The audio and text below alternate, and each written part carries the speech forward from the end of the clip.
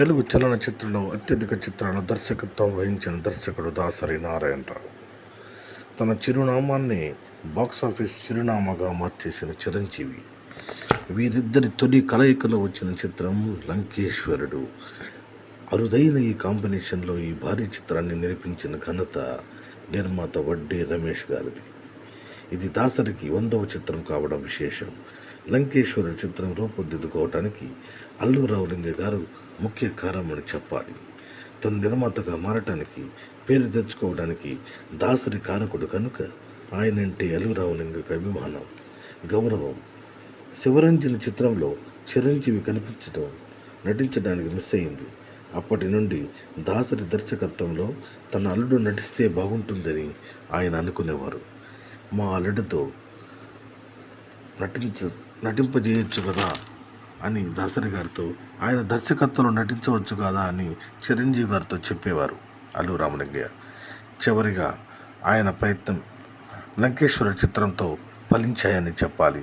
1988 సంవత్సరం లంకేశ్వర చిత్రం ప్రారంభమైనది. Super star Krishna, శోభనం బాబు ముఖ్య అతిథులుగా హాజరయ్యారు.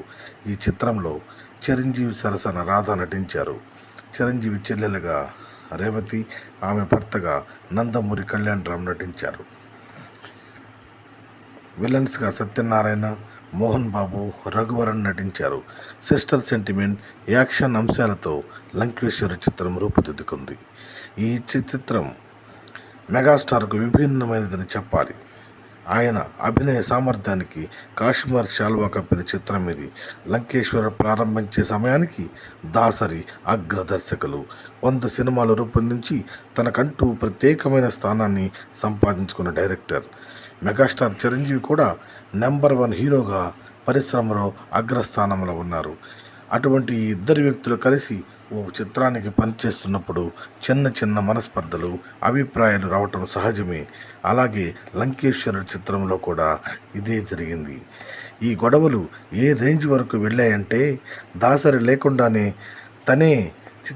తనే పాటలు చిత్రీకరించే వరకు సినిమాలో 2 పాటలు మినహా మిగిలిన వాటిని దాసరి లేకుండా చిరంజీవి గారి చిత్రీకరించారని చెబుతారు. వీరిద్దరి మధ్య సయోధ్య కుదర్చడానికి నిర్మాత వడ్డే రమేష్ ఎంతో కష్టపడ్డారని చెబుతారు.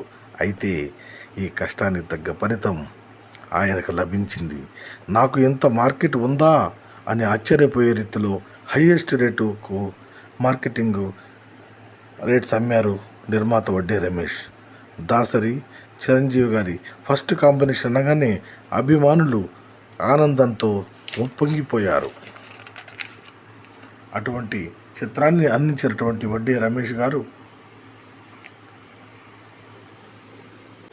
అలా జరిగినటువంటి ఈ యొక్క లంకేశ్వరుడి చిత్ర యొక్క విశేషాలుతో దాసరి గారు, చిరంజీవి గారు మరలా ఈ యొక్క షూటింగ్ని ప్రారంభించి ఎంతో సక్సెస్ఫుల్గా తెలుగు చలనచిత్ర పరిశ్రమకు అందించారు.